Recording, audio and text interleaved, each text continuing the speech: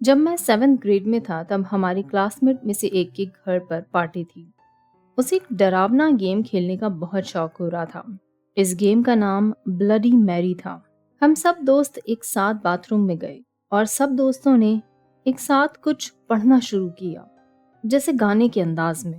مجھے یہ گیم بہت عجیب لگ رہا تھا۔ میں نہیں کھیلنا چاہتا تھا ان کے ساتھ، لیکن مجھے کھیلنا پڑا کیونکہ مجھے ان سب کے ساتھ ہوتے ہوئے خود پر ایک پریشر فیل ہو رہا تھا۔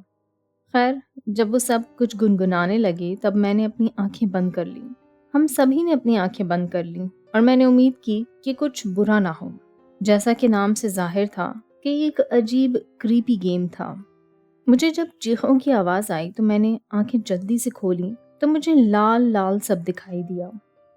آگے کچھ بھی نہیں، میرے کوئی دوست نہیں نظر آئے مجھے، لیکن صرف لال، جیسے میری آنکھوں پر کوئی پردہ آ گیا ہو۔ میں نے سوچا کہ شاید یہ زور سے آنکھیں بند کر کے کھولنے کی وجہ سے ہوا ہے۔ سب دوست ہنس رہے تھے اور مرر میں عجیب و غریب شکلیں بنا رہے تھے۔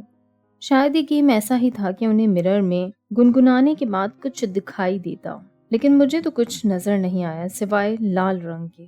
وہ سب اسے دوبارہ کرنا چاہتے تھے۔ اب سب نے اپنی آنکھیں بند کر لیں اور دوبارہ سے گنگنانے لگ گئے، لیکن اس بار کچھ اور ہی تھا۔ جب میں نے آنکھیں کھولیں تو میرے کپڑے گیلے تھے۔ سب نے کہا کہ انہوں نے مرر میں کوئی خوفناک شکل دیکھی ہے۔ شاید اس گیم کا آغاز اب ہو چکا تھا، لیکن مجھے یہ سب بہت اسٹوپڈ سا لگ رہا تھا، لہٰذا میں وہاں سے غصے میں چلا گیا۔ مجھے لگا ان میں سے ہی کسی نے میرے کپڑے گیلے کیے ہیں اور اب یہ باتیں بنا رہے ہیں۔